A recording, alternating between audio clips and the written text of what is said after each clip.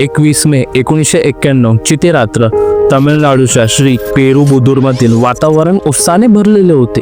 देशाचे तरुण आणि आश्वासक माजी पंतप्रधान राजीव गांधी पुन्हा एकदा जनतेचा विश्वास जिंकण्यासाठी मैदानात उतरले होते. लोक त्यांच्या एका नजरेसाठी आसुरलेले होते.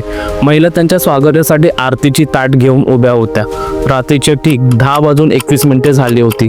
एका 12 वर्षाच्या तरुण मुलीने हातात चंदनाचा हार घेऊन राजीव गांधीच्या दिशेने आपले पावले टाकली. राजीव गांधीने नेहमीप्रमाणे आपल्या सुरक्षा रक्षकांना बाजूला सारत अत्यंत आपुलकीने त्या मुलीला आपल्या जवळ येऊ दिले. ती मुलगी त्यांच्या पाय पडण्यासाठी खाली वाकली, पण ती आदर व्यक्त करण्यासाठी वाकली नव्हती, तर तो मृत्यूचा अंतिम इशारा होता. तिने आपल्या कमरेला बांधलेला बेडचा स्विच दाबला आणि एका सेकंदाच्या हजाराव्या भागात संपूर्ण परिसर एका भीषण स्फोटाने आणि आगीच्या गोळ्याने हादरून गेला. या एका स्फोटाने केवळ राजीव गांधींचा श्वास रोखला नाही, तर संपूर्ण भारताचा काळजाचा ठोका चुकला. अवघ्या 46 वर्षाचा एक तरुण नेता, त्याच्या डोळ्यात देशाचे भविष्य होते, त्याचे शरीर छिन्नविछिन्न झाले होते. राजीव गांधी यांच्यासोबत इतर 14 निष्पाप नागरिकांचा आणि पोलिसांचाही तिथेच मृत्यू झाला. काही मिनिटांपूर्वी जिथे उत्साह कल्लोळ होता, तिथे आता फक्त मृत्यूची शांतता आणि रडण्याचा आक्रोश होता. स्वतंत्र भारताच्या इतिहासातील हा पहिला मानवी बॉम्बचा हल्ला होता, ज्याने संपूर्ण जगाला सुन्न करून टाकले. पण तमिळनाडूच्या या छोट्याच्या मैदानात घडून आणलेल्या या क्रूर कृत्याची खरी सूत्रे भारताच्या सीमापलीकडे श्रीलंकेच्या घनदाट जंगलात हलवली जात होती. या भीषण हत्याकांडाचे धागेदोरे समजून घेण्यासाठी आपल्याला 1987च्या दशकात श्रीलंकेत जावे लागेल. तिथे बहुसंख्याक सिंहली सरकार आणि तमिळ अल्पसंख्याक यांच्यात भयानक सिव्हिल वॉर चालू होते. तमिळ लोकांसाठी स्वतंत्र देशाची मागणी करत LTTE ही संघटना वेलुपिल्लई प्रभाकरनच्या नेतृत्वाखाली रक्तरंजित संघर्ष करत होती. शेजारी देश म्हणून भारताने यात मध्यस्थी करण्याचा निर्णय घेतला. 29 जुलै 1987 रोजी तत्कालीन पंतप्रधान राजीव गांधी आणि श्रीलंकेचे राष्ट्रपती JR जयवर्धने यांच्यात ऐतिहासिक भारत श्रीलंका शांतता करार झाला. या करारानुसार श्रीलंकेतील सिव्हिल वॉर थांबवण्यासाठी आणि तमिळ बंडखोराला निशस्त्र करण्यासाठी राजीव गांधींनी भारतीय शांतता सेना म्हणजेच IPKF श्रीलंकेत पाठवली. त्याने शस्त्र टाकण्यास स्पष्ट नकार दिला आणि पाहता त्या भारतीय सैन्याला शांतता राखण्यासाठी पाठवलेले होते. त्यांचा थेट LTTEच्या फायटरसोबत रक्तरंजित आणि हिंसक संघर्ष सुरू झाला. पुढील 3 वर्षात या युद्धात LTTEचे अतोनात नुकसान झाले. त्यांचे हजारो सैनिक मारले गेले. प्रभाकरनच्या मनात राजीव गांधींबद्दल तीव्र द्वेष आणि वैयक्तिक बदला घेण्याची भावना निर्माण झाली. तो राजीव गांधीला तमिळ चळवळीचा सर्वात मोठा शत्रू मानू लागला. 1989 मध्ये भारतात सत्ता बदल झाला आणि नवीन सरकारने भारतीय सैन्याला श्रीलंकेतून सन्मानाने परत बोलवले. प्रभाकरनला वाटले की संकट टळले, परंतु 1991 मध्ये भारतात पुन्हा एकदा लोकसभा निवडणुका जाहीर झाल्या. राजकीय विश्लेषकांच्या मते आणि निवडणूक सर्वेक्षणानुसार राजीव गांधी पुन्हा एकदा प्रचंड बहुमताने भारतात पंतप्रधान होणार हे स्पष्ट दिसत होते. प्रभाकरन आणि त्यांचे गुप्तहेर प्रमुख पोट्टू अम्मान यांना या गोष्टीची पूर्ण खात्री होती की जर राजीव गांधी पुन्हा एकदा सत्तेवर आले तर LTTEला पूर्णपणे चिरडण्यासाठी पुन्हा एकदा भारतीय सैन्याला श्रीलंकेत पाठवतील. आपल्या संघटनेचे अस्तित्व वाचवण्यासाठी आणि श्रीलंकेतील युद्धाचा बदला घेणे याच मुख्य कारणासाठी राजीव गांधी पुन्हा एकदा पंतप्रधान होण्यापूर्वी म्हणजे निवडणूक प्रचारादरम्यानच त्यांचा काटा काढण्याचा अंतिम आणि गुप्त कट श्रीलंकेत रचला गेला. या कटाची अंमलबजावणी करण्यासाठी प्रभाकरनने आपला सर्वात विश्वासू कमांडर शिवारसन याला भारतात पाठवले, ज्याला तपास यंत्रणांनी नंतर 1 आय चॅक असे नाव दिले. शिवरासनने चेन्नईमध्ये येऊन LTTEच्या स्थानिक सहानुभूतीदारांचे एक नेटवर्क तयार केले, ज्यामध्ये नलिनी, मुरुगन आणि पेरारीवलन यांचा समावेश होता. हत्येसाठी धनु नावाच्या 22 वर्षीय श्रीलंकन तमिळ मुलीची मानवी बॉम्ब म्हणून निवड करण्यात आली. 21 मे 1991च्या काही दिवस आधी चेन्नईतील एका चित्रपटगृहात या सर्वांनी मिळून हत्येची रंगीत तालीम सुद्धा केली होती. 21 मेचा तो D-Day उजाडला. शिवरासन, धनु, नलिनी आणि सुभा हे सर्वजण एका वाहनाने श्री पेरुबुदूरच्या सभेच्या ठिकाणी पोहोचले. धनुने तिच्या कपड्यांच्या आत RDXने बनवलेला विशेष बेड बांधला होता, जो बाहेरून कोणालाही दिसणार नाही अशा पद्धतीने डिझाईन केला होता.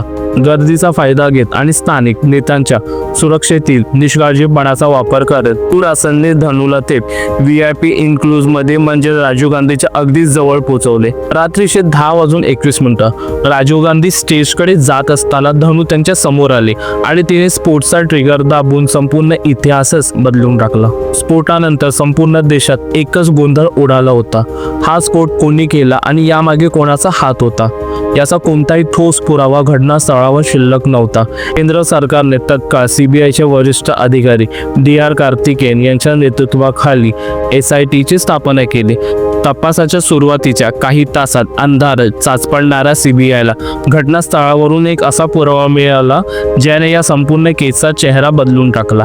हा पुरावा होता हरिबाबू नावाच्या स्थानिक फोटोग्राफरचा कॅमेरा. स्फोटात हरिबाबू यांचा मृत्यू झाला होता, पण त्याचा कॅमेरा त्याच्या गळ्यात सुरक्षित राहिला. CBIने जेव्हा कॅमेऱ्याचे रील डेव्हलप केली तेव्हा खटला सिद्ध करणारा सर्वात मोठा भौतिक पुरावा समोर आला. त्या रीलमध्ये लागोपाठ काढलेले 10 फोटो होते. त्या फोटोमध्ये मानवी बॉम्ब धनू राजीव गांधींना हार घालताना दिसत होती.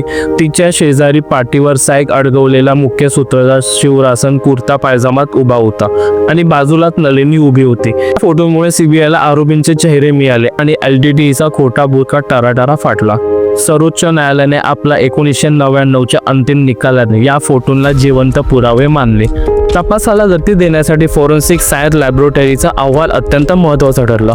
फॉरेन्सिक तज्ज्ञांनी वैज्ञानिक पुराव्यांच्या आधारे सिद्ध केले की त्याच्या हत्येसाठी लष्करी ग्रेड RDXचा वापर करण्यात आला होता. धनूच्या शरीराच्या अवशेषांचे परीक्षण केले असता तिच्या कमरेला डॅनिंग कपड्यांचा बेल्ट बांधलेला होता ज्यामध्ये बॉम्ब लपवलेला होता. पोटाची भीषणता वाढवण्यासाठी त्या स्टीलचे लहान छर्रे भरण्यात आले होते. पोस्टमॉर्टम रिपोर्टमध्ये राजीव गांधी आणि इतर मृतांच्या शरीरात ही स्टीलचे छर्रे आणि बेल्टच्या वायर सापडल्या ज्यावरून हा मानवी बॉम्बचा हल्ला होता यावर कायदेशीर शिक्कामोर्तब झाला. या तपासातील तिसरा सर्वात मोठा पुरावा म्हणजे वायरलेस कम्युनिकेशन आणि कायदेशीर पुरावे. भारतीय गुप्तहेर यंत्रणांनी तामिळनाडू आणि श्रीलंकेदरम्यान LTTEने पाठवलेले अनेक वायरलेस संदेश इंटरसेप्ट केले.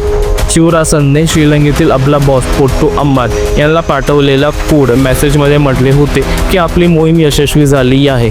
CBIने जेव्हा देशभरात छापे टाकून आरोपींना अटक केले तेव्हा टाडा कायदा अंतर्गत नलिनी आणि इतर आरोपींनी दिलेल्या लेखी कबुली जबाबात संपूर्ण कटाचा कट कारस्थान आणि श्रीलंकेत आलेल्या पैशांचा मार्ग स्पष्टपणे मान्य केले. अटकेच्या भीतीने मुख्य सूत्रधार शिवरासन आणि त्यांच्या सहकाऱ्यांनी बँगलोर जवळ एका घरात स्वतःला पोलिसांनी वेढलेले पाहून सायनाइड खाऊन आणि स्वतःवर गोळ्या झाडून आत्महत्या केली. त्यांच्या घरातून जप्त करण्यात आलेल्या डायऱ्या आणि मूळ कोड बुक्स न्यायालयात LTTEचा सहभागाचा अंतिम आणि कायदेशीर पुरावा ठरला. या हत्येचा इतर बाजू तपासण्यासाठी सरकारने 2 मोठे आयोग स्थापन केले होते. परमा आयोगाने आपल्या अहवालात स्पष्ट केले की राजीव गांधींच्या सुरक्षतेत प्रचंड त्रुटी होत्या. स्थानिक काँग्रेस नेत्यांनी गर्दीवर नियंत्रण ठेवले नाही आणि पोलिसांनी VIP सुरक्षतेच्या नियमाचे पालन केले नाही ज्यामुळे धनू राजीव गांधींच्या पाया पडण्या इतकी जवळ पोहोचू शकली. तर जैन आयोगाने 1998च्या आपल्या अंतिम अहवालात तामिळनाडूतील तत्कालीन राजकीय वातावरणावर ताशेरे ओढले जिथे LTTEच्या दहशतवाद्यांना छुपा पाठिंबा मिळत होता आणि त्याचमुळे त्यांना भारतात इतका मोठा कट रचणे शक्य झाले. 1999 मध्ये सर्वोच्च न्यायालयाने CBIने सादर केलेले सर्व वैज्ञानिक, फोटोग्राफिक आणि कागदपत्रे पुरावे ग्राह्य धरून नलिनी, मुरुगन, संत आणि AG पेरारीवलन ज्याने बॉम्बसाठी 9 व्होल्टची बॅटरी आणून दिली होती यांच्यासह प्रमुख आरोपींना फाशीची शिक्षा सुनावली.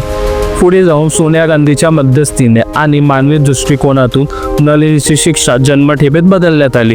अखेर 30 वर्षापेक्षा जास्त काळ तुरुंगात घालवल्यानंतर मे 2022 मध्ये पेरारीवलन आणि नोव्हेंबर 2022 मध्ये नलिनीसह सर्व उर्वरित दोषींची सर्वोच्च न्यायालयाने त्यांच्या चांगल्या वर्तणुकीच्या आधारावर सुटका केली. राजीव गांधी आणि त्यांच्या हत्येचा हा संपूर्ण तपास अहवाल स्पष्ट करतो हा केवळ एका नेत्यावर झालेला हल्ला नव्हता तर भारताच्या अंतर्गत सुरक्षेला आणि परराष्ट्र धोरणाला दिलेले एक भयानक आव्हान होते ज्याचा छडा CBIने आपल्या अचाट आणि ऐतिहासिक तपासाच्या जोरावर लावला.